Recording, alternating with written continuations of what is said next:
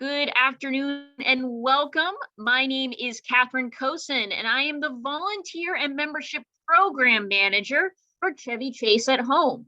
For those who may not be familiar with us, Chevy Chase Home is part of the nationwide Village movement, so in which neighbors get together to help seniors in their communities age in place. We provide volunteer services to our members in the Chevy Chase area, like rides to medical appointments or friendly phone calls, tech support.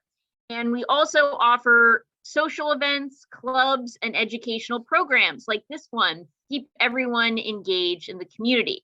You can learn more about us and other upcoming programs open to the public at www.chevychaseathome.org. We are so glad that you could join us for this third installment of our Navigating Life's Journey series, in which you will learn how to navigate your options for each stage of aging. Each program takes place the first Friday of the month at 1 p.m. And in today's session, our fantastic panel will discuss the different models of independent living facilities and what factors to consider while you decide which is the best place for you. I know that many of you may be some years away from moving into independent living, but these places can often have long waiting lists. So it's good to start thinking about this early and select a facility that you think would work for you sooner rather than later. So that's why it's great that you're all here today. I now want to introduce our co-hosts and partners in this series. Unfortunately, Angelique Jackson, who you would have seen at the previous sessions, managing of marketing and business development for Charles E. Smith Life Communities, could not be with us today, but I still do have Kirsten Parsons to moderate the panel and tell you about our speakers and the flow of our event. So Kirsten Parsons, MS, RDN, CDP, is the Director of Healthcare Sales for Ingleside. She has worked in senior living for 11 years, 4 years of which have been with Ingleside. Most recently, Kirsten served as the Independent Living Administrator for Ingleside at Rock Creek. Kirsten started her career in long-term nursing, then pursued further education in human nutrition, working as a clinical dietitian for seniors at all levels of care. And she's committed to excellence in senior living services and passionate about educating and equipping older adults to live healthy, wellness-filled lives. So again, I want to repeat that this is being recorded. Please make sure you are muted if you are not asking a question, which will be at the end. And at any time, please feel free to submit questions in the chat, the center button at the bottom, then we'll answer them at the end. So without further ado, I hand it off to you, Kirsten. Thank you so much, Catherine. I really do love participating and leading educational events. So this has been wonderful to partner with you and Angelique Jackson from Charles E. Smith Life Communities to host these panel discussions. So today we've got some great panelists with us. What we're going to be talking about is independent living. And so what we have crafted in our questions is kind of two thoughts. One is really broad, right? Helping you understand the independent living model. What does that mean when we use this terminology? There can be a lot of terminology in any industry. And so just understanding what is meant by certain terms and specifically around independent living.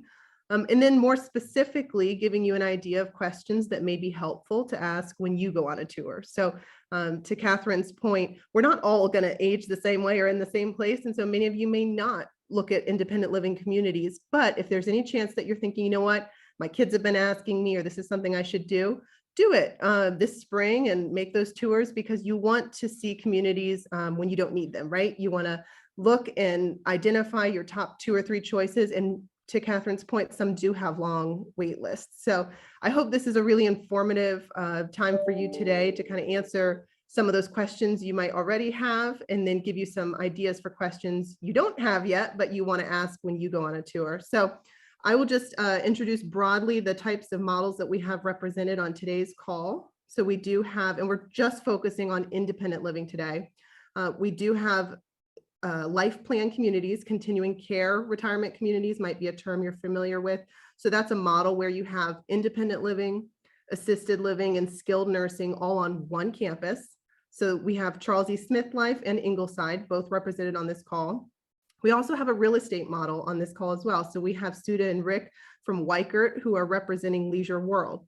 So that is very helpful to give kind of answers broadly.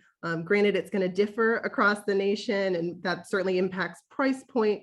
But generally speaking, most of these models are going to be consistent across the nation. So again, it's life plan communities, both entrance fee and rental options. And when we're talking about independent living, there are standalone communities that do not have assisted living or skilled nursing attached. So all questions and things you want to think about as you're doing your research. But without any further delay, I want to introduce our panelists, or actually would prefer if you introduce yourselves. So maybe if you can just tell us what organization you're with and maybe how long you've been serving at that organization.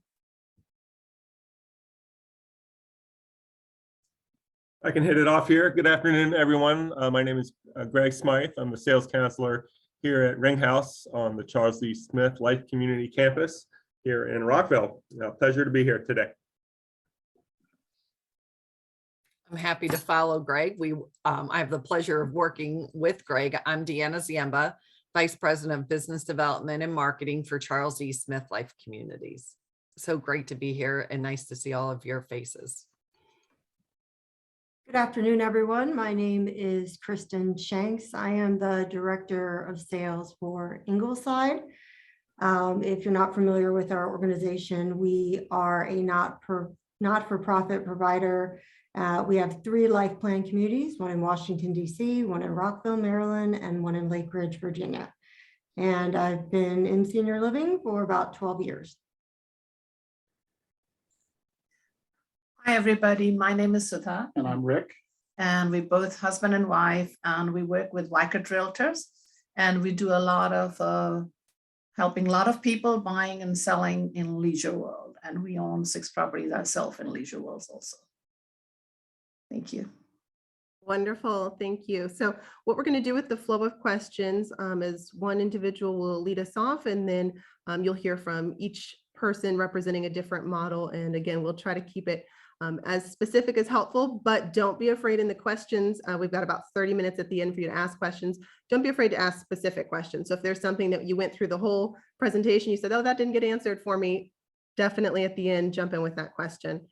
So Deanna, starting us off, can you give a general definition of independent living and what that means? Absolutely. Thank you so much. Interesting. I thought a little bit about this and actually Googled a couple things as well to say, how do I make this a really broad response? So independent living is for older adults who are able to live in their own apartments, houses, villas, because there's lots of different options available, but want the conveniences of living within a community that provides services and amenities such as housekeeping, social activities, dining, transportation, security, or other options for daily tasks that are needed. They also, as Kirsten shared, some independent living sit within a community that then offers additional services if you need to get those, such as physician, short-term rehab, and other options that we'll get into further detail as we talk today. Super helpful and way more concise than I could be. So Kristen, and this is a subjective question, but I think you'll do well. Tell us, why would somebody want to live in independent living versus living at home? What are some of those attractions? Yeah, gosh, there's so many personal reasons for why someone would make a shift from their own home to independent living. Some of the big ones that I hear from clients are, I want to make my own decision about my future, rather than possibly an adult child.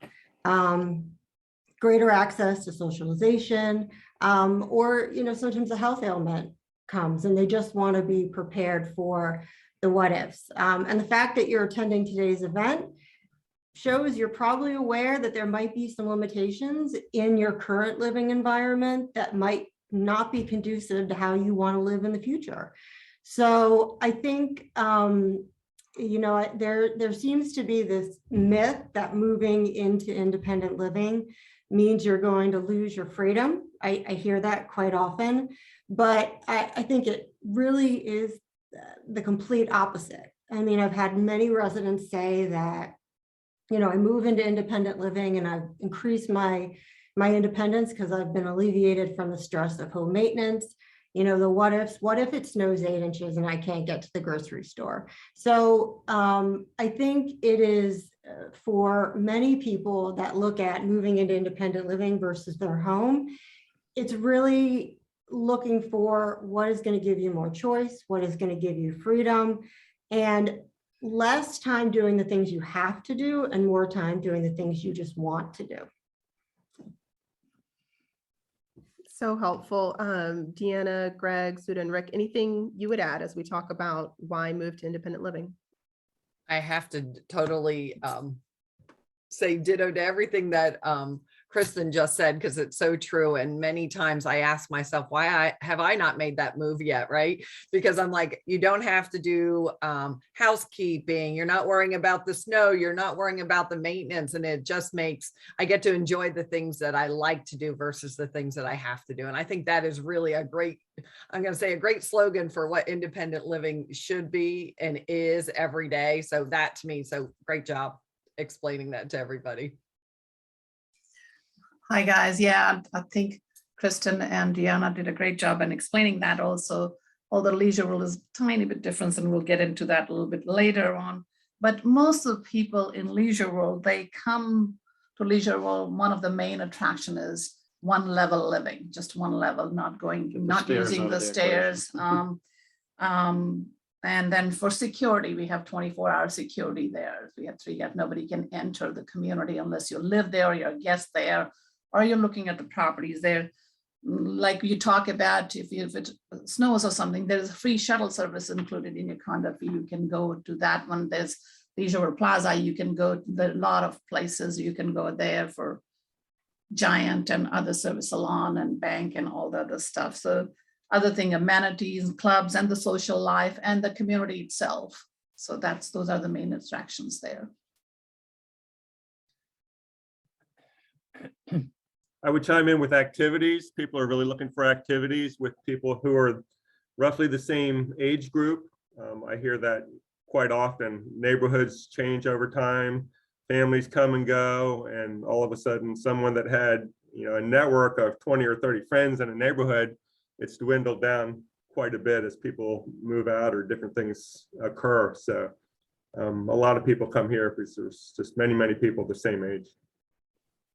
Great points to hit on, Sudha and Rick, to talk about security. I think that's so important. And then just the functionality of your mobility might change. And so one level living is hugely important. And Greg, all of us have experienced some version of social isolation over the last 2 years. So understanding what it means to be living in community it means so much more to us now. So our next question, all of us know that there's no one size fits all, right? So when we're talking about communities, maybe Sudha and Rick, you could tell us what types of apartments somebody could expect in a model like Leisure World. How many different styles? Are you confined to just one bedroom, And then we'll also ask the same of our other panelists. Sure. So Leisure World actually offers many options. We have about 5,666 housing units there. So a lot of people don't realize once they enter, it's like a little world of its own. It should have a zip code of its own. We have about 8,500 to 8,700 residents there. The property is 610-acre property. So we have anywhere from 1 bedroom to a large single family homes, condo ownership, co-op ownership. We can touch that later on.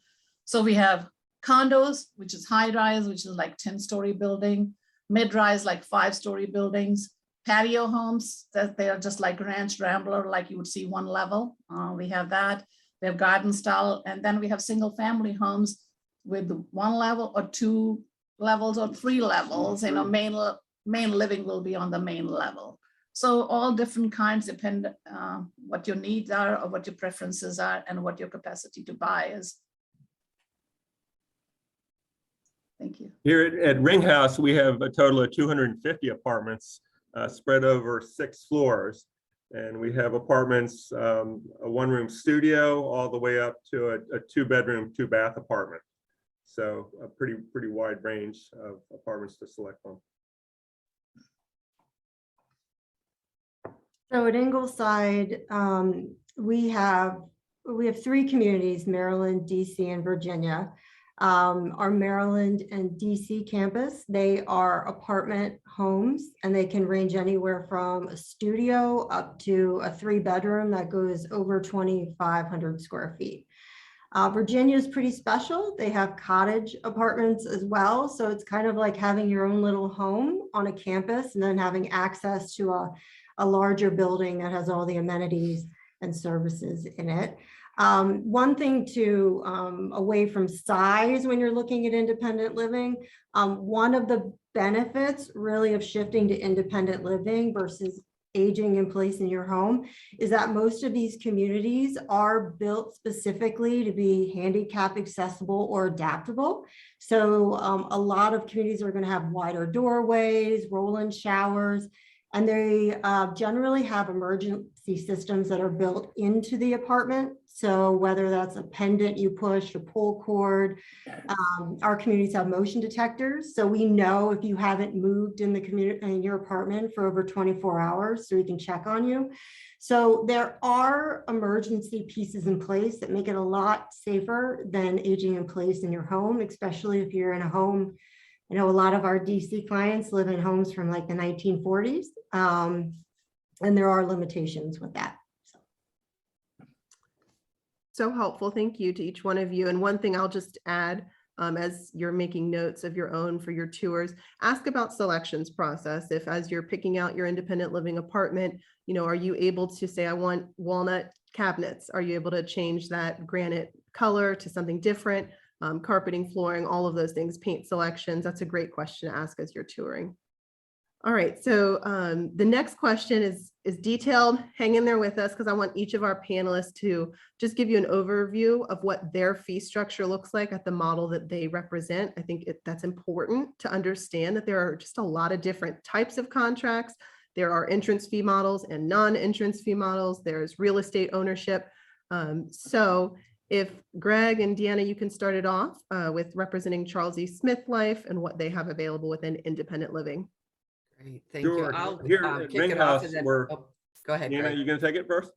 If you don't mind, I was just going to share, we've got 2 different options at Charles E. Smith Life Communities. We have 2 independent living models there.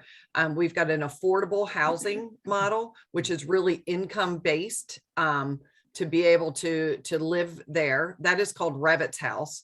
Greg represents Ringhouse, which is a lot of times you'll hear a term market rate, and we're a rental model. So we're a month-to-month rental model. And then with a small community fee at around $5,000 to move in.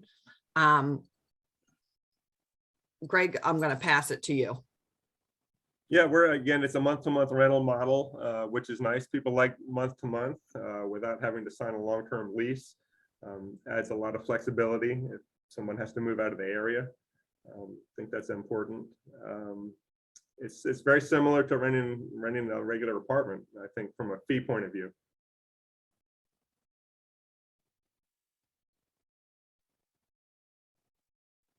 So I can speak to Ingleside. First thing I like to tell people, don't pick a place just because of how much it costs. Visit places, find places you love where you're going to be happy, and then take all that information and go to a financial advisor and see how maybe it can't work, maybe it can work, but you want to go somewhere where you're going to be most comfortable.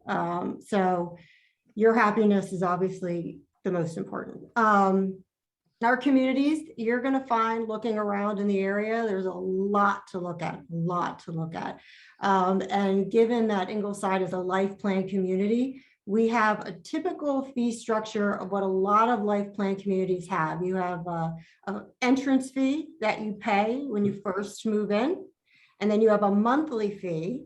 And that monthly fee is what covers your amenities and services while you're living on campus. Some communities, you own the property. Some you are just a renter. At Ingleside, you are just a renter. Not just a renter. It's actually a good thing, meaning you don't pay real estate tax. Everything in the apartment is not your issue. If it breaks, it is owned by the community and it's their job to fix it or replace it.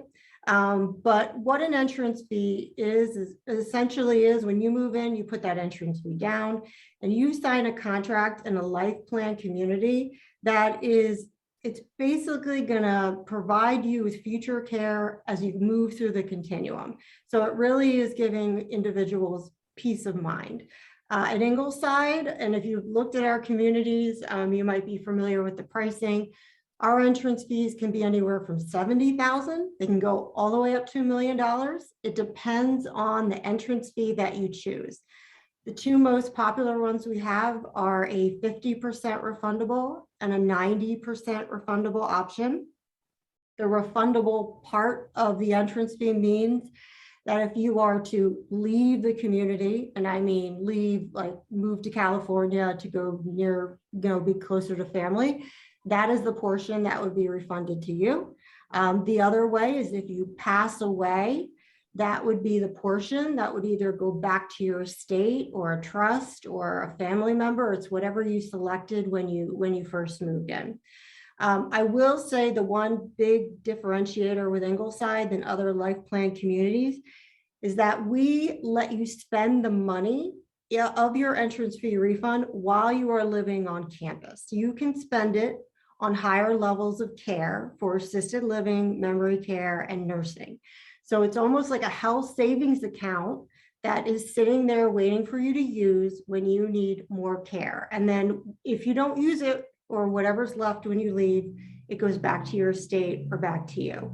But it's a nice option because it gives our residents peace of mind of knowing, what if I have to go to nursing and that's $15,000 a month?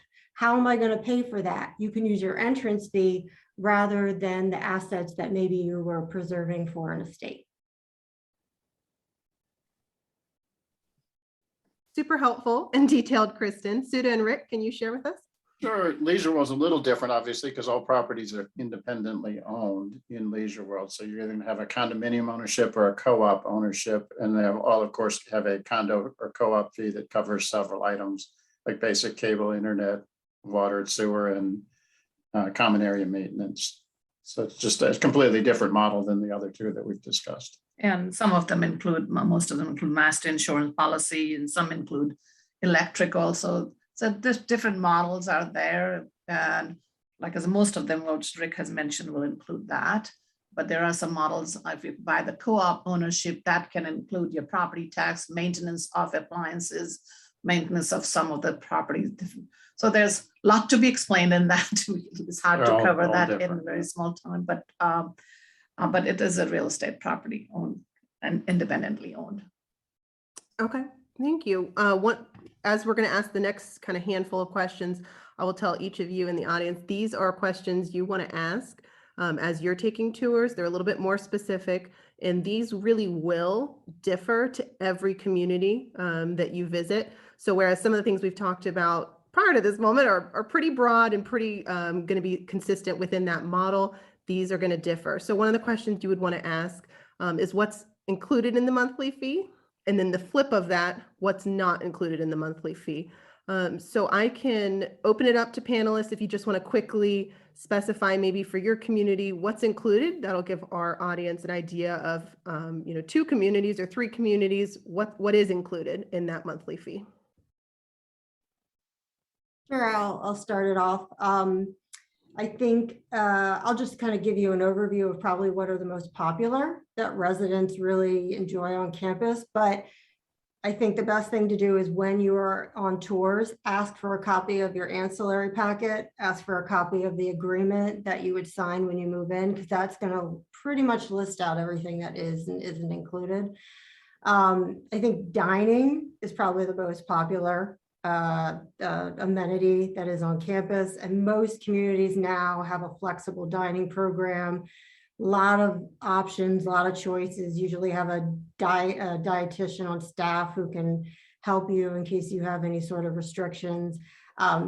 Kirsten can speak to this, that we have a joke at Ingleside that you gain the freshman 15 when you move on to our campus, because because there's usually like dessert and things that you don't normally do every day and you start doing it. And so thank God we have fitness classes so that you don't gain the 15 pounds, but programming is huge, art classes, lectures. I mean, you name it. I tell people it's like being on a cruise, minus the seasickness that you get and the neurovirus, but lots of programming, lots to do on campus. And then the main ones that I wish I had, housekeeping, having someone to come and vacuum and dust would be amazing. Some communities will even change your linens on your bed. And then the home maintenance and repairs. So if your washer dryer goes out, you could call the front desk, have facilities come up, and you can go to the swimming pool and they can take care of it. And you don't get that $200 bill for them to just stop in and see what's wrong. So I think that's part of the beauty of independent, is it takes a lot of the headache out of life. And the emergency services, that's a huge one. Then I'll let the rest of the group talk. Communities, the life safety technology that they have, the sprinklers in the apartments, the generators. I mean, there were quite a few people who ran out of power during the snowstorm. And most importantly, staff who are trained for emergency issues on site 24 hours a day. So it really is a huge, peace of mind if anything happened. Well, in Leisure World, we do not have any housekeeping included in anything, as it is owned independently by people. Dining options out there, we have restaurants there with 3 restaurants, so you can use that. Maintenance is only included in the co-op ownership, and we might explain, like I said, we might explain it a little bit later what co-op ownership is. And condo ownership, there's no maintenance. You're responsible in your own condo. You're responsible for inside of the maintenance of it, although 80% is by that building, 80%. And they also have property managers in every building, and they take care of all the other common maintenance area. Like other things we talked about, like gym, we have gym, that's also included in your condo fee. It's free gym, very, very nice gym with nice amenities. We have indoor pool and outdoor pool. Outdoor pool is free, indoor pool, there is $150 for the whole year. We have golf course also, which we forgot to mention. It's not included, but if somebody wants like $850 unlimited play for the year. Yeah, so other amenities we have already included. So that's about it. Thank you. Here at Ringhouse, we include breakfast and dinner. There's an option for lunch in our cafe that would be just charged to your apartment. We do include housekeeping, and they actually will change linens here. They don't actually do laundry, but they will certainly change linens if there's a clean set ready to go, which is nice. Our programming and activities are included here, which makes it really great. There's small fees for theater tickets or something like that. Or restaurant outings, but again, most of the programming and activities are included here. So, Deanna, can you add anything to that? Yeah, so I was just going to add, I think Kristen did a really great job of talking about what's included in general in most independent living communities. And I would say that rental communities and life planned or CCRCs really have very similar of what types of things would be included in that monthly fee. And as Greg said, housekeeping, dining options, maintenance, which to me is obviously one of my favorites, and housekeeping is also one of my favorites. Eating is too. And I would definitely gain the freshman 15 when I moved in. There's no question about it, because it's just so fabulous. But again, the other side is we have really great exercise programs, wellness programs, and outings. Residents are busy all day long. Obviously, as COVID has changed throughout this past 2 years, our lifestyle programs also adjust with it from a safety and a security perspective. But, another great one is really the outings, going to the Smithsonian, going to other museums, going to the theater, going out to dinner together, but not having to worry about driving to those locations. So I think, it's a really great opportunity to do what you like, do as much as you like, or do as little. It's really your decision. how you want to participate and what you want to participate in. I have to say, during COVID, one of the things I found was wellness was one of the most active, and the ones that everybody really wanted to stay with is the wellness program. So I thought that was really great. So I think that's hugely helpful. And Deanna, you gave us some buckets to categorize things in: housekeeping, dining, maintenance, programming. So I think those would be things I'd jot down as you're looking at taking tours. Most independent living communities, your monthly fee is going to cover those items. You want to specifically ask, as Kristen mentioned, to look at that residence and service agreements, confirm what's included. Most communities also have some form of an ancillary packet. So something maybe like beauty salon charges are going to be an additional fee. So maybe Sudha and Rick, I know you all have a vibrant area surrounding the leisure world. Can you share with us a little bit more about maybe you call it ancillary fees or things that are available, not in an included cost, but what's available there on campus? Again, as Sudha mentioned, the items available, there's a golf course, there's obviously for no fee, there's the tennis courts, there's pickleball and some other activities, the indoor pool, the outdoor pool. There's hundreds of clubs that Leisure World has that can keep people busy. Most of them have no fee associated with them unless there's supplies with the club. They're all voluntary. Yeah, club, like you'd call it mahjong club, bridge club, chess club. There is a pottery studio, there's a computer room, ballroom dancing, those kind of clubs are, but we don't actually have any of the ancillary fees fee for packages. Again, since they're independently owned in Leisure World. And we do have rentals also. We have rentals, and then you can buy or you can rent. There are a lot less rentals, of course, than you can buy. So, and other, like we mentioned before, the security. We do have a kind of a theater also where people do plays and things like that, and people come out, speakers come out. Even Bill Clinton came out campaigning for his wife at that time. So during COVID, we haven't had get-togethers and things like that over there. Otherwise, a lot of social activities. That's another very attractive. And another thing we have on the premises is also MedStar. So we have MedStar Health Center there, which is very convenient. A lot of people use it. Even we had our own COVID shots there, Moderna there, and the booster shots also over there.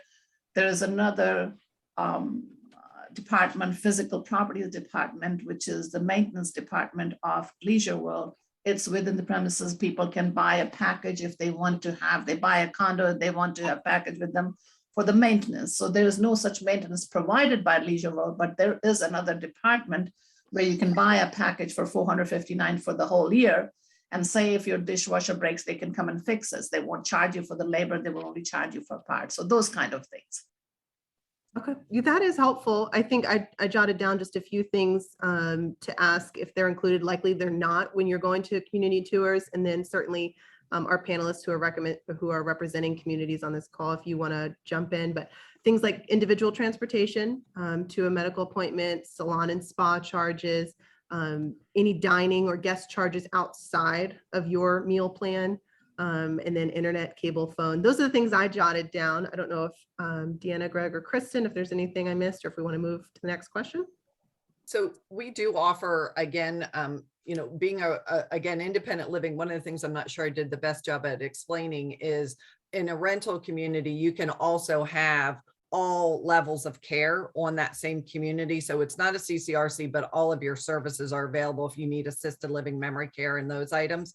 We also have physician services that would be separate from your normal monthly fee. We have physical, occupational, and speech therapy right within our independent living, which is also would be separate, but also aligned with your insurance plans as well. So those are some more medically driven options that, again, when you think about moving into a community, the ability not to have to kind of leave for some of those services you need and don't maybe want to drive to, our physicians do apartment visits, home visits, versus having to go to the physician depending on the needs of a resident. So those are some things that are a little different than what we think about normally, such as your beauty salon, personal trainers, massage therapists, and all of those items, but just in a little bit different venue. that is a perfect segue to the next question, which is to just talk about medical services and wellness programs that you can expect within independent living communities, and certainly what types of nuanced questions. You already mentioned therapy services, which is wonderful. And then I know Sudha mentioned that they have MedStar on site. Kristen, would you like to share what you can expect in an independent living community or what you should ask? Yeah, I think most communities now do have medical services on campus, especially wellness programs. I think wellness has become such a hot topic, and more people are just practicing self-care, and they just want to have a better overall quality of life. So for many of the communities in the area that I've, are Ingleside and communities that competitors that I work with, they have wellness programs that offer care management services. They'll do prescription education, blood sugar checks, wound care, and it's all on site. But the importance of it is to know at some point you're independent, but at some point you're going to need some sort of support, and having that program on site. And as Deanna said, you can a lot of times just walk on down the hall and have access to that. That program is so beneficial. And then I know we talked about the rehab on campus for residents, physical, speech, occupational therapy, and then on-site primary care providers. So I know Leisure World has MedStar, Ingleside has Bethesda Health Nutrition. I probably just butchered their name, but they are a primary care provider practice. You don't have to join them, but if you want to join them, they're there on campus. It makes it so much easier, and the beauty of it, they can follow you through the continuum. So even if you're an independent and then you go to assisted, they can still be your physician, and they can kind of give you that continuum of care as you progress. Very helpful. I don't know if Sudha or Deanna, anything else you wanted to add about wellness?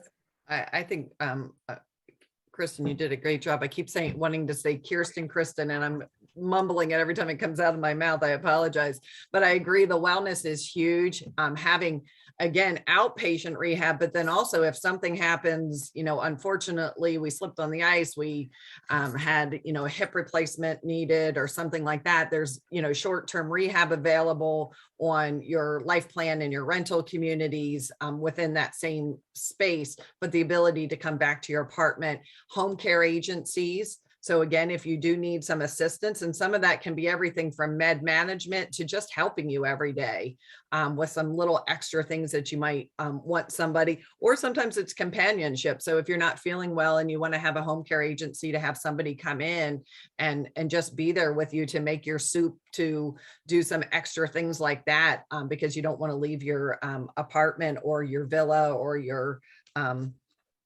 I was trying to think what else we have, houses out there, that is also another option that's available I think I really love the comment. You can walk down the hall and get those services right on campus.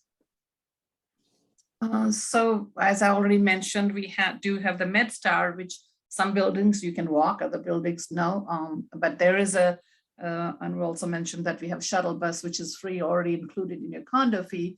So you can take that shuttle bus to the MedStar facility. We also have a lot of doctors' offices in Leisure World Plaza. So you can take the free shuttle bus from your condo or from wherever you're living. You can take that, and they will take you to those doctors' buildings outside, and any salon or any Giant or any bank or anything. So every building has their schedule. And even when you do get, like, some people, if they need wheelchairs, they cannot walk anymore or walker, that these shuttle services have ramp, so they can just take you, they can just go in your wheelchair and walk out and things like that, so that to make it convenient for you. Thank you. Okay, so shifting into another important question that we want to ask, and it's important now today, right? What we're seeing in the news, but I think it's here to stay in some variation or another. So as you're making your tours amongst communities, you would want to ask what interventions they put in place for pandemic precautions, and specifically if you're able to waltz into that community either to go visit a friend and you have not had your temperature checked or had to answer any screening questions, that maybe should be a red flag to you, because in these days with the flu and now with the COVID virus, we want to make sure that we are having screening in place. So I can just broadly answer and say that at a good community, you're going to have your temperature checked, you're going to have contact tracing or some type of screening questions in place.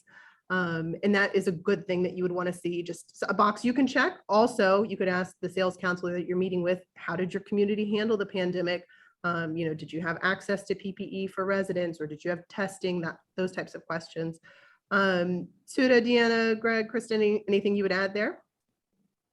Well, in Leisure World, when we first started, like we all had the unknown fear and what was going to happen, they were very strict from building to building. We can only go one at a time, in elevators also, one at a time, even when we were showing properties and things. And when you're going showing properties and wearing your mask and as people got more, vaccinated and boosters, it got relaxed a little bit, and then now it's surging again. So now they're putting again that you have to wear masks and things like that.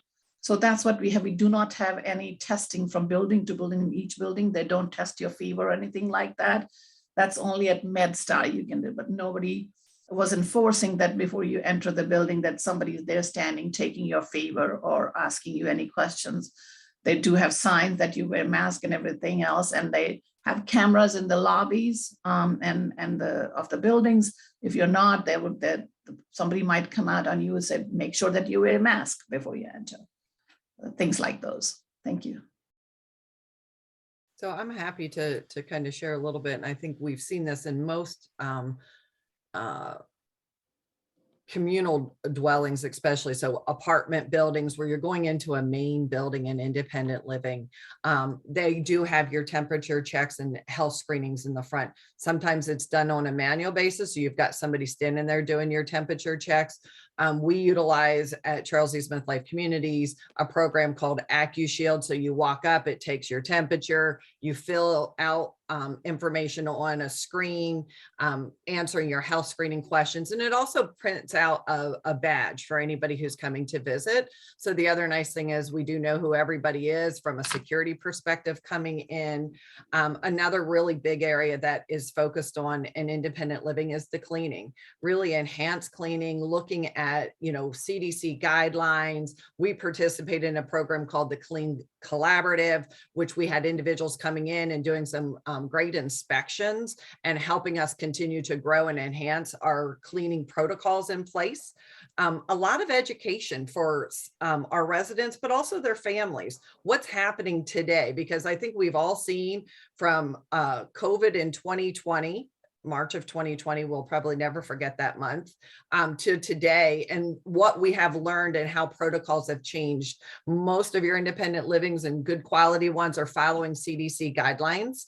Independent living is not a regulated entity. So when I use the word regulated, utilized by Medicare, they reference it CMS or Maryland Department of Health. We are separate from that guidance, but yet still follow some of the protocols that are put out through them, and then obviously following those of the CDC. And I think that was super helpful. I don't know if anyone could have added anything to that. In terms of kind of a shift to positive, so we talked briefly in the beginning about social isolation, how we've all experienced some version of that in the past 2 years. What have independent living communities done to be connected in a more innovative way? And I don't know if Sudha and Rick, you want to answer first and just talk about ways that you saw Leisure World come together, likely online, but tell us about that. Well, again, Leisure World's goal is just to make sure everybody is safe, so they can't control, it's all individually owned, so they can't really control everybody, but they have robocalls and anything. If there's anything that's going on in the community, they just want to keep everybody informed as best they can with 8,500 residents. Yeah. And then another thing, they had done a lot of high-rise buildings. They have these community rooms for people to use. That's another one of other amenities people have. But during COVID, they restricted that. Nobody can usually otherwise say at the high rise 10 story high-rise building, pre-COVID, they used to have like movie nights on Wednesday or get together or something, you know, they will do and celebrate or something. Now they restricted that, which they had to because they didn't want any big get-togethers of people, just to make people safer and things like that. But the support has been incredible in community. People do look out for each other for the same floors. If somebody saw sick or something like that, even if their families are local, their families may not be able to help you. And a friend is there, okay, I'll take you there. Because I know like one of our clients, she said, I'm the only one on my floor who has the car or something like that. And she will take them to drive somewhere or something like that if somebody needed. So communities really have come together during the pandemic for that reason, be more supportive of each other.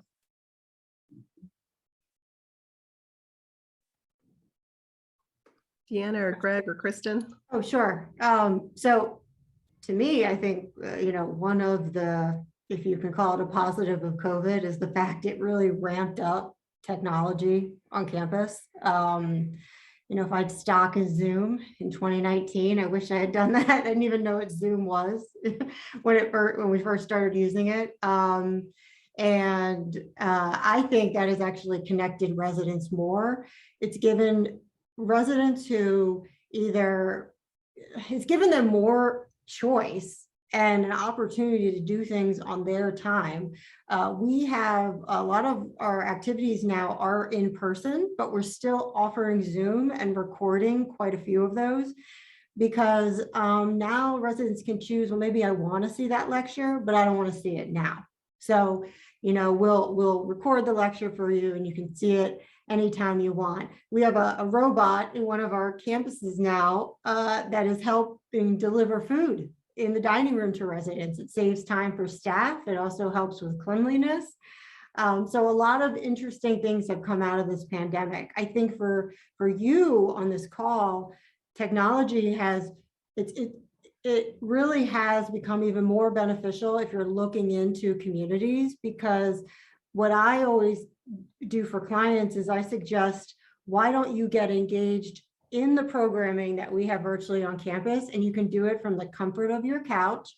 Why don't I, you know, introduce you to a resident and you can build a relationship on Zoom, and you can do all of these things and get integrated and see if it's really a community you even want to visit, or, you know, if it's the, you know, your type of community that you want to, you know, live in, people with similar backgrounds.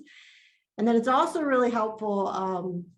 We deal with a lot of clients whose children are maybe in California, and sometimes they want, you know, families to weigh in on the decision-making process. And it used to kind of be like, well, when John comes from California 3 months from now, I'll bring him for a tour. Now we can virtually tour John anytime he wants, you know, because children have busy schedules. And so it really has been not even beneficial to our residents, but to the clients who are trying to learn more and get educated on the product. So much easier for them to learn, and they can do it from the comfort of their home before they even visit a community. Here at Ringhouse, we have a really innovative in-house cable TV channel called Touchtown, which is quite nice. It really allows us to live stream all of our programming throughout the residence here. So if we're having a concert or a lecture or something like that, if people don't want to come down for it, they can actually just sit on their couch and watch the the classical music trio that we have here on a regular basis. So I think that's added a lot the last couple of years. I'm going to piggyback on what Greg said, and the in-house channel has really been, if you think about when you go to a hotel, there's like an in-house channel. This just is enhanced and has all of your programming. So everything that's in person is also being broadcasted to your apartment. And I think one of the other things, you know, so if we kind of take it in a different direction, is telehealth. So we've got that ability to offer telehealth visits right at the community and assist our residents with that process. Sometimes it can be confusing. And I think, like Kristen said, who knew we'd all be sitting here on Zoom to do a meeting like this today, right? And with the snow, with COVID and everything else, it would have been canceled. And many times when Zoom first started, and what's the other one? Meet, Google Meet is one. I think Microsoft Meet. There's so many of them out there now. Nobody wanted to put their face on a camera and all those things. And the world has just changed. All the delivery options that are also out there, I think are really great and has enhanced the ability for our residents to utilize that technology. We do technology classes to really help.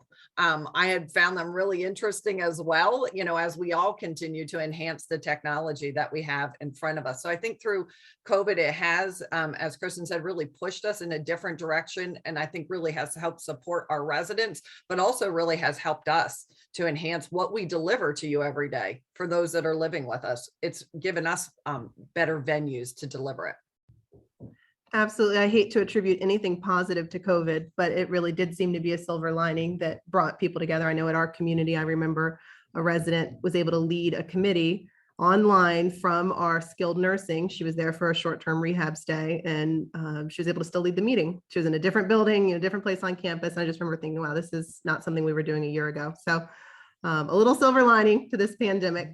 So I'm going to save us some time and just throw out 2 questions that you all should ask when you are doing tours. And then I don't necessarily think our panelists need to chime in on these. One would be, does the community allow pets?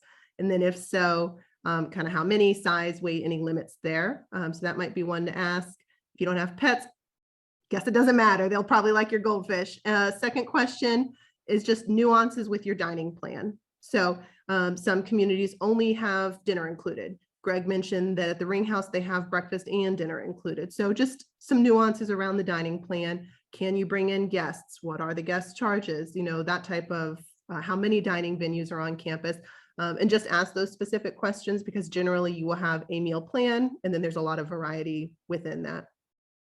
Is that okay, panelists, to save time there? Okay.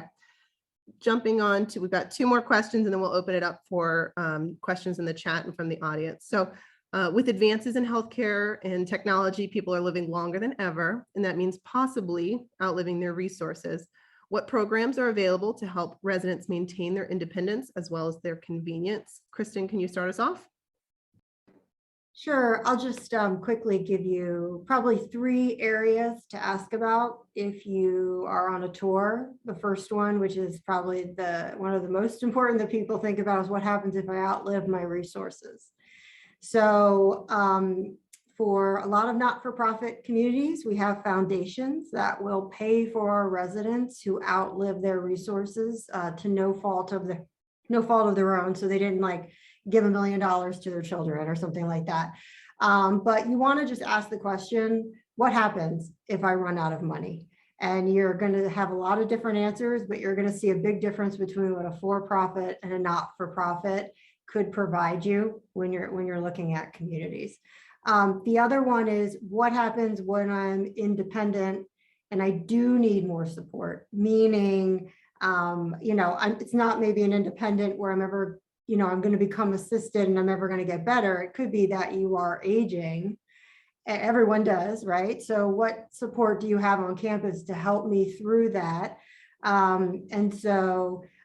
lot of communities have a home care product as part of their service. So Ingleside at Home, there is a product that our residents who are in independent living can utilize, and they can age in place if they choose to do so, rather than transferring to a higher level of care, because there is this myth that we make you transfer, and that's not the case. It has to do with safety and security. Also has to do with resident choice. So you want to know, what is the options that are available to me if my level of care is really not independent anymore?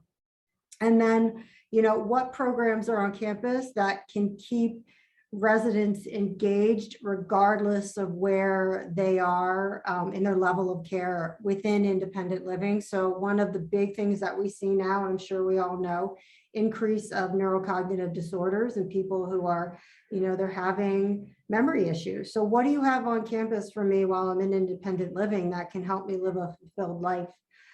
So I can tell you at Ingleside, we have a program called Ingleside Engaged, and it's a day program that residents can be involved in so that residents who have memory problems can stay engaged and active and feel really still part of the community. And an even better benefit to it is that if you are the spouse of a resident who has memory issues, but you're still independent, it gives you that time to take care of yourself, self-care. It just keeps residents, it's programming that's available for everyone, but it really gives residents the ability to just maintain their independence and have convenience on one campus.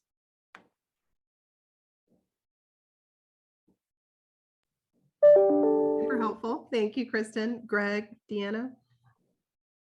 I think, Kristen, you did a fabulous job of really talking through what does that look like? What does that mean?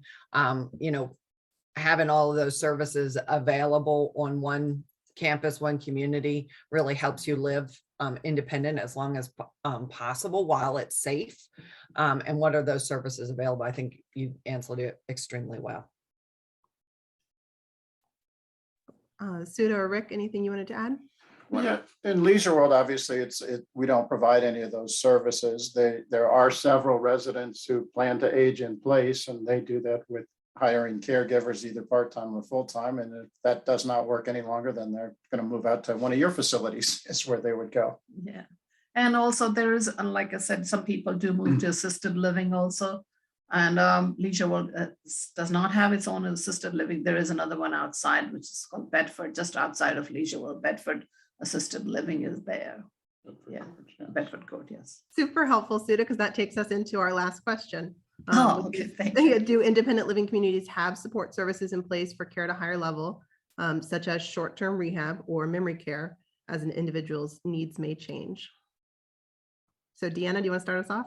Absolutely. So again, I think, you know, when we kind of go back to the beginning of our conversation, all independent living communities can be different. There are definitely a lot of similarities out there. So you've got freestanding independent living to, you know, your life plan communities, and kind of all in the middle. So I will say, like at Charles E. Smith Life Communities, we are a rental model, but then we also do have that ability to offer assisted living, memory care, short-term rehab, long-term care, affordable housing, as well as home care. We've got home care right within our independent living. So if there's services that are needed, outpatient rehab, inpatient rehab. So yes, all of it can be within, and really, again, individuals' choices of what does that mean for them and when is it time for them. So, you know, some individuals will move to assisted living sooner than others. Others would prefer to stay in their independent living apartment and receive services through either home care, home health,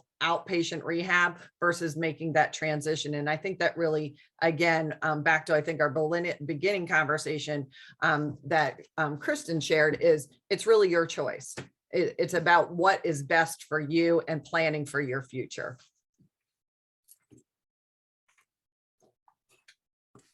Kristen, anything you would add?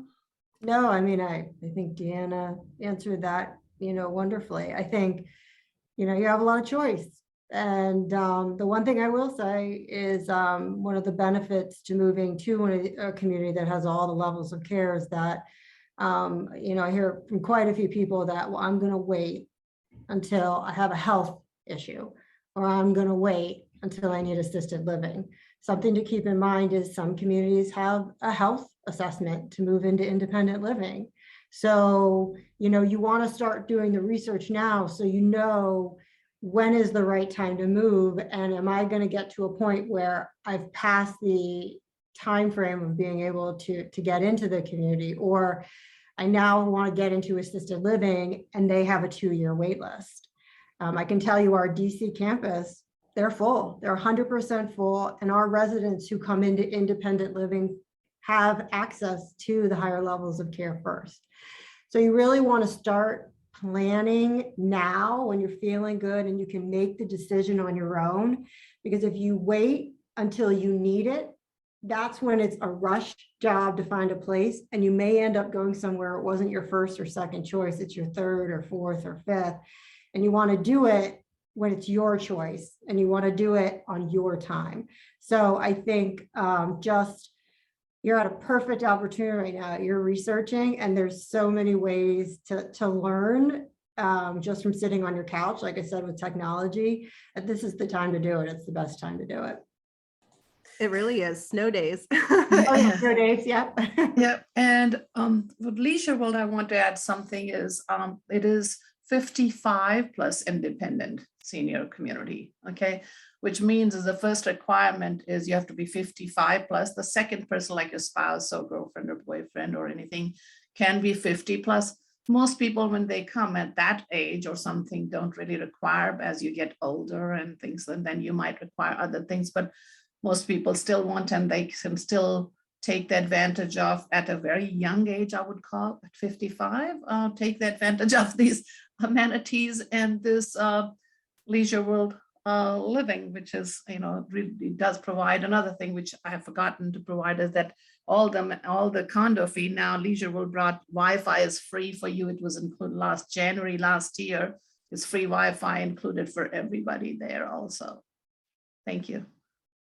Thank you, Sudha and Rick. So that wraps up the questions that I have prepared with Angelique. And so I'm going to jump into the chat. I see some of these are just, oh, go ahead, Catherine. Yeah, I just wanted to start. We did get a couple, the Survey Monkey. Oh, sure. We can start with those. Right. So one question,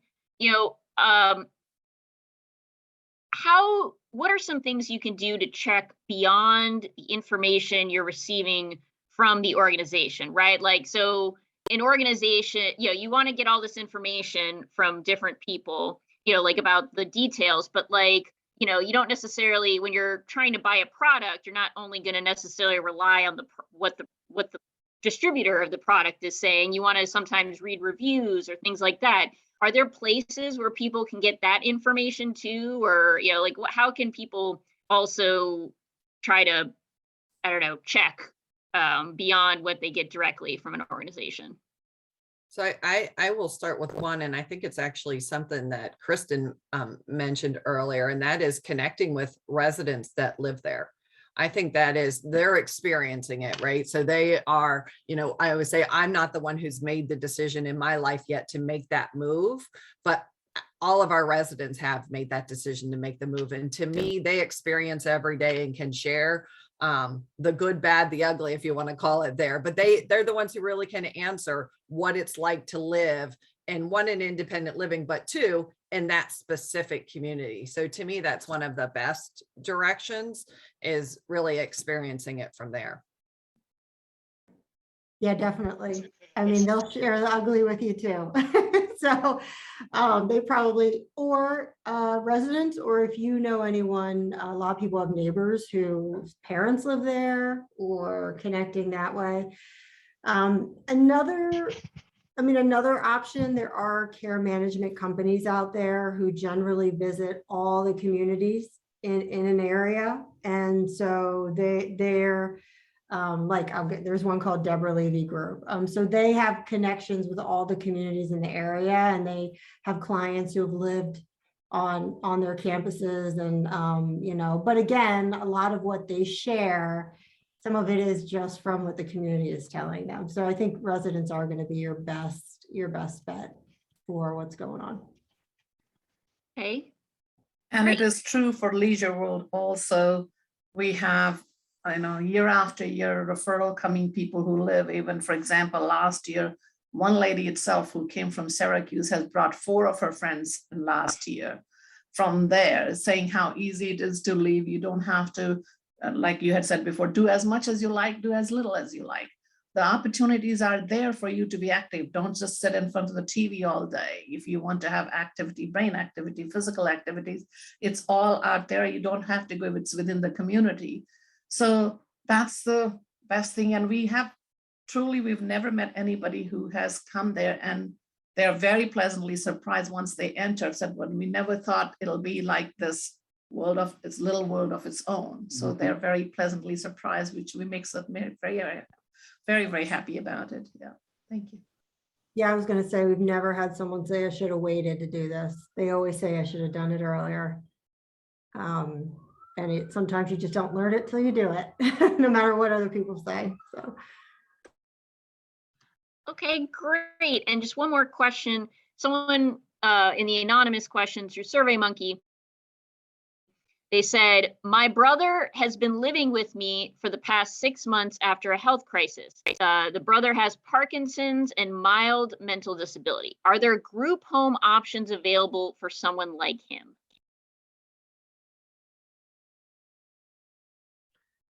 Catherine, I'll just jump in and say my first answer would be to recommend a care manager, like we did 2 series ago or 2 panelist discussions ago in this series when we talked about care managers and how they can find the best option for you. They will look at what his diagnosis is. They'll look at resources, who's the payer source, is it private pay, is it Medicaid based only, and help find the right situation. Group home is a very specific term that'll take you down a very specific road. So maybe just broader if he is 55 plus, senior living options. And I think, this group, I don't know exactly would represent that. Certainly he may live in independent living, but it sounds like he already has some medical needs that would maybe make independent living not the right first stop.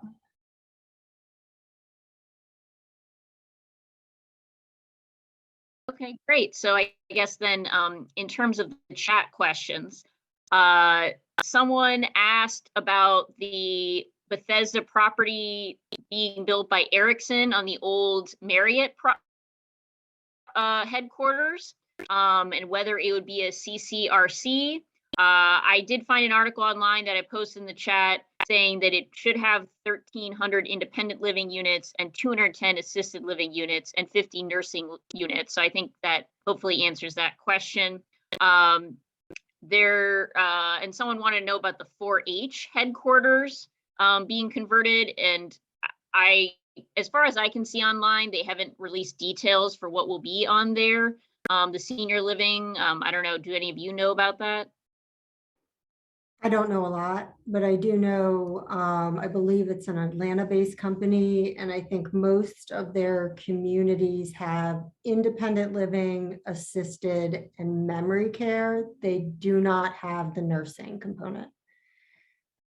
Don't, quote me on that, but I'm pretty certain that's what I've from the other communities that they have around they have 3 other communities, so. Okay, so something probably what to expect. That's good to know. Someone also mentioned that there's something called Vitality Society, which has a myriad of wellness events over Zoom. So something else people can check out. And someone wanted to know, has there been any incidents of coronavirus in your communities, and do you do contact tracing?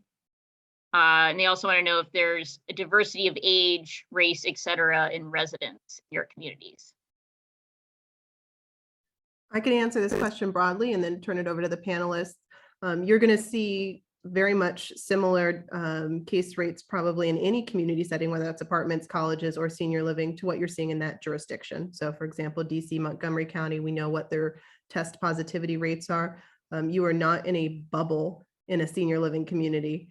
I think there are some huge positives to being in a senior living community in terms of, like we talked about earlier, screening protocols, access to PPE, testing, medical providers, food delivery. But absolutely, all of our communities, I think is safe to say, have had coronavirus cases, and it is not regulated to track those cases in independent living. So that's self disclosure to the Department of Health, whether that's Maryland or DC or another jurisdiction.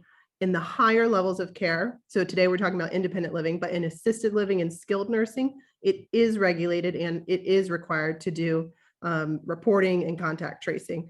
I can speak for Ingleside to say that we did do contact tracing and reporting in independent living, and I'm sure that Charles E. Smith did as well. Panelists, you're welcome to jump in. We absolutely did. So during, and again, I think as the world has changed, it's also changed. We have obviously had some cases throughout the last 2 years. I think to Kirsten, your point, a lot of it does align with the community at large. Although I do think that our protocols in place specifically in independent living, and I think many of the residents really do take it seriously with, wearing their mask and having PPE available to help.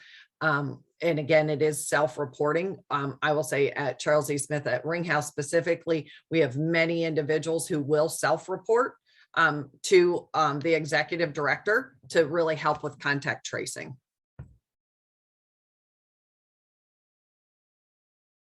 There was a part Okay, two to that great. question, Catherine, about, Yes. I think, yeah, demographics. Yeah, diversity of age, race, et cetera, in your residence. Sure. I mean, I think all communities are welcoming of all diversities and backgrounds on campus. Typically, you're going to see in a community, it's kind of a reflection of the neighborhood it is in.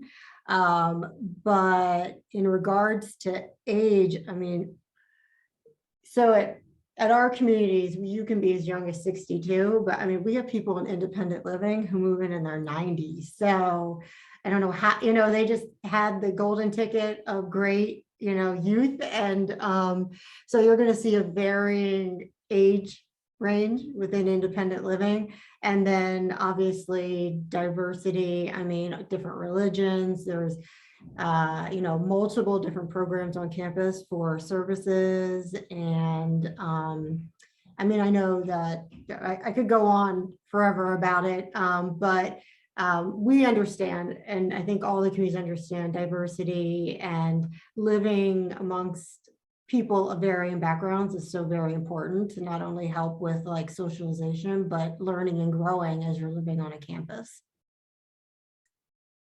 About Leisure World, the same goes, like Kristen have said, is very diverse age-wise also, and race also. Like you're talking about over 120 clubs. So like Asians have their own club also, if you want to join the club. Indian community have their own also. Then like different clubs have been made for different things. But yeah, there's all there, and ages getting younger when people realize what, like I mentioned before, that they're getting such a good deal in Leisure World to buy the real estate, which comes with a lot of amenities and a lot of pluses. So they want to jump in earlier. They always say, I wish I had come in 10 years earlier if they bought it at the age of 80, or something. And recently we helped a couple, he's 57 and she's 55. He thought both have to be 55. He said, if I had known that, I would have come in here. So yeah, different ages there and activities, and people are getting using, like you will be surprised to see how many people are using the gym. The gym classes are there, and you see the aerobic classes, and you see the water club classes and things like that, water aerobics and stuff like that. So Great, thank you. So then what are the rules for wait lists? Like if you're number 7 on the wait list, can someone jump ahead? What is the transparency around the wait list? So I'm happy to share just in general, I think for independent living, transparent, where I have found if someone has jumped ahead of somebody is because everybody before them declined the option for whatever reason. They've made the decision they're not ready to move at that point. Something's changed in their life. They prefer a 2-bedroom over a 1-bedroom. You can also have 1-bedroom and 2-bedroom wait list. So to me, it should be very transparent. And then also, whether it's specific to a unit or any unit that comes open. Because again, we've had people on wait lists call through and they're just that at that point have decided they're not ready to make the transition, or something has transpired with them personally. Yeah. And most wait lists, there's a financial commitment that you make, depends on the community. Could be $1,000, could be $5,000, could be refundable, could not. I mean, it just depends on the community. They almost all have an agreement, and within that agreement is going to have all the information that it should. Talks about how the wait list works. The one thing I do want to bring up about wait lists, and it depends on the community, is that generally, I mean, I know at our communities, our internal residents have priority first. So when you are a resident, if we have an opening, other residents can request the ability to transition to another apartment. So we've had some people who've taken something maybe smaller than they wanted because they know when the 2-bedroom and den opens up, they can shift over. But all of that you'd want to get in writing, obviously, from whatever community that you're looking at. Okay. Great. Someone wanted to know, do you all offer vegetarian options in the meal plans? Are they good? How good are they, and how extensive are vegetarian options in this day and age? Catherine, that's so subjective to if you like, Indian food or you just want pasta that doesn't have any meat in it. But yeah, I can speak for Ingleside to say that they do offer a vegetarian option every day. They actually offer 4 entree options. So there's always a red meat, a fish, a poultry, and a vegetarian. And I think there's some vegetarian meals that should never have existed. And I think we do make them to please whoever invented them. And then there's also some great other options, super flavorful. I tend to eat more plant-based, and I do enjoy our vegetarian options. We're similar here at Ringhouse. We have generally several dinner entree options, and then there's a everyday kind of a la carte menu that's available that definitely has some vegetarian options on it. And I hear they're pretty good. Okay, what happens if you have to go to the hospital?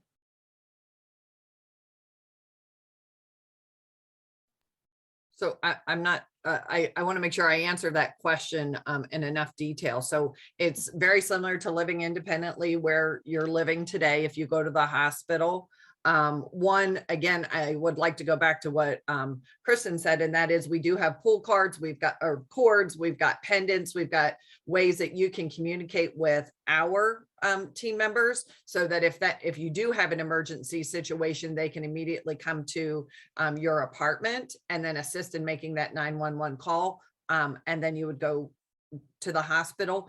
At Charles E. Smith Life Communities, because we do have the full continuum, we do have nurse liaisons who can assist any resident or their family and helping to understand what that next step may need to be, if it is a short-term rehab stay or coming directly back to their apartment with some services. Yeah, I can answer a little bit specifically for Ingleside, Catherine. I think this is actually a really good question. So to who asked it, write that down on your list because that's probably a good question to ask when you're touring. For Ingleside, the concierge will notify your family. So as EMS is coming in, they will, if you're going out via emergency medical services, they will call your primary contact. And that's a service in independent living that is not required or mandatory, but it's something that our community does offer. We also have a social worker in independent living who will follow up on those family members asking how the loved one is doing. And we do the same. So I think, again, I agree that not all do, but we follow the same protocols. Great. And someone said, Kristen mentioned participating in Zoom sessions before moving in to get a sense of the community. What are some other ways to learn about the community? Like, how do you ask about that? Oh gosh, there's so many ways to do it. The first thing I would suggest, reach out to the community that you're interested in. Everyone has a website, so you can, click on the website, get connected to the sales department or marketing department within the community. Most of the ways that we do it at Ingleside are, Zoom is available if you are not comfortable coming to campus, but we are open and welcoming of visitors and people coming for tours. So scheduling an appointment to meet with a sales professional, but asking, can I have a meal at the community? Can I meet with a resident? Can I meet your executive director and meet with them and ask some questions of them, or your independent living administrator, someone who has experience in actually dealing with resident issues and questions and everything that goes on in life while you're living on a community day to day. For our communities, we have a resident experience program where you can actually sleep on site for a couple of days and get integrated into programming, have a resident who's your buddy, takes you to dining, gets you involved into the community. So you can really tell, like, are these my people or are these not my people? Because there are communities out there that you might walk in and I'm not going to get into politics here, but they might be very Republican and that's just not your jam. Okay, so you want to make sure that wherever you move, you are comfortable with the community and the people that you're sharing your life with. And I think the first step would be contacting the community because they can set all of that up for you. I think that's absolutely 100% on, and I don't know if Greg was going to jump in there. He's the sales counselor at Ringhouse, and we also invite you to, as Kristen said, come to activities on campus if you're not comfortable. If you're not comfortable, we have Zoom opportunities, but we do really encourage those who are looking at us to come participate in the community, participate in the events that we're hosting, have a meal on campus as well. We have started to also do a Charles E. Smith Life Communities Insider program that is educational in nature and really to help people through the journey of senior living and every aspect, where we do financial planning to downsizing to all kinds of things, that is open to everybody to participate in. And it's hosted every other week, that we have found just to be able to answer and not just the day-to-day, but all that broad, what do I do types of topics. And they're listed on our website. As Kristen said, hit the website and reach out to us. Okay. We also have a question. Do independent living facilities permit overnight visitors, e.g. out-of-town friends, relatives, grandkids? Yes, we do. Most definitely. It's your home. Children are allowed. Well, in Leisure World also, anybody can visit you, any friends, family, relative. They can even stay with you. They cannot be a permanent resident, and they can't disrupt the community. Just you can't be having a grandkid living with you for 3 months who will be very disruptive for the same, and things like that. But otherwise, people are very welcoming, they can live with you for a short time, but there's only just visiting you, basically. That's what they can do over there. Okay, great. There were a few people who wanted to, for the record, clarify that we meant to say contact tracing, not contract tracing, no chasing down contracts, but and then someone wanted to know, do any of you mentioned asking about pets.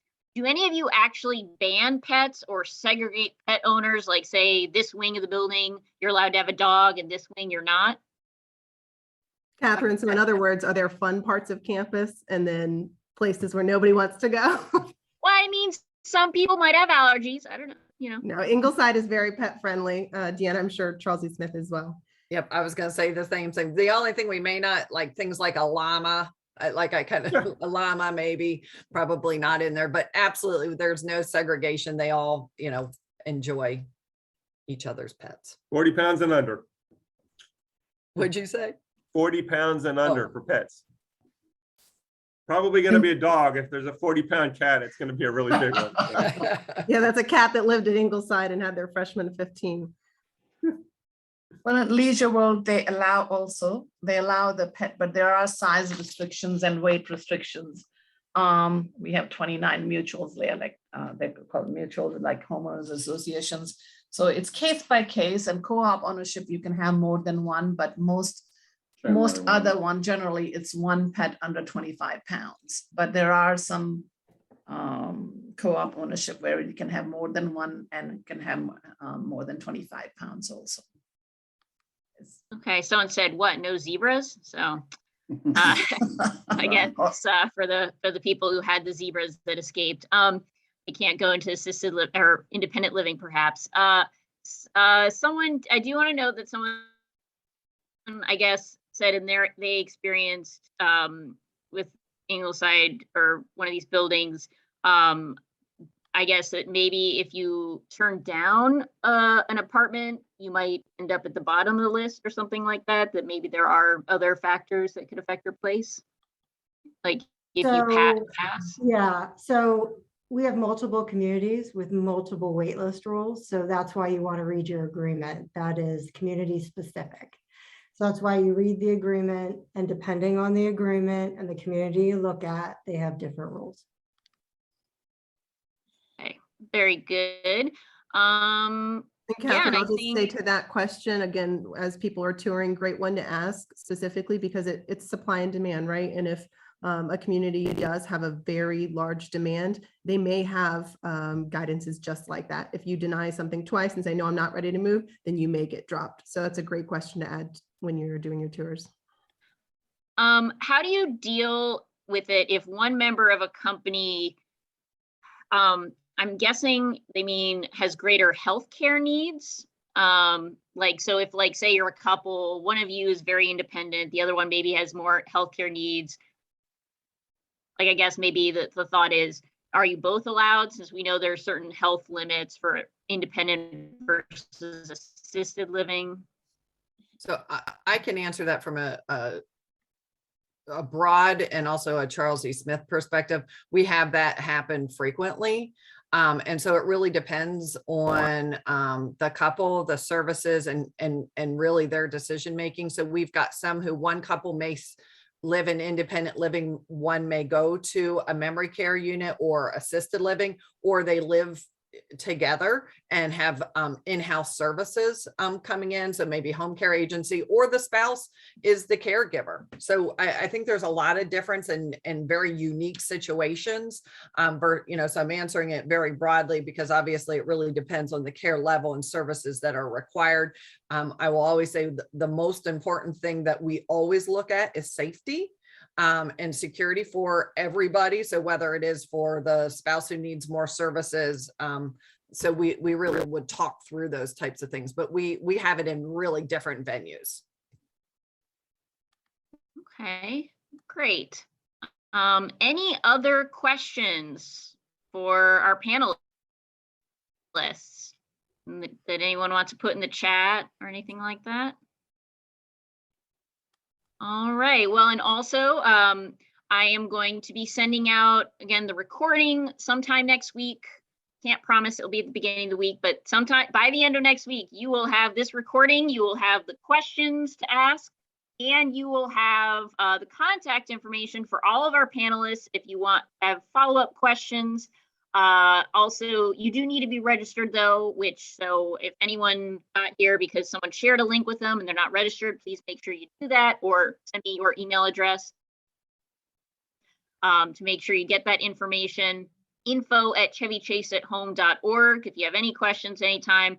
I want to really thank all of our panelists today, as well as Kirsten, doing such a great moderating job. We clearly had a lot of interest in this topic and a lot of really important information. So we really appreciate you sharing your time. And I also want to note to everyone here, we are going to continue this series with sessions about decluttering and downsizing, like you make a choice. All this sounds so good. You can't wait to get your housekeeping and all that out of the way and join an independent living community. What are some, how the whole process of decluttering and downsizing and putting your house, preparing for the market. And then we'll also have a session on assisted living for, that next step after independent living. So again, first Fridays of the month, 1 p.m. And I put the link for the next one in the chat. So thank you again, everyone. Thank you, Catherine. You bring so much energy. It's been great hosting with you. Thank you. Thank you. Thank you for all. inviting us. Yeah, thank Bye. you for inviting us. I'm happy to help any questions and answer. Whichever way we can help, we'll be happy to help. Have a good Thank you, afternoon. guys. Thank Thank you. Bye. Stay safe, Bye, stay everybody. healthy. Yeah, stay Bye. safe, everyone.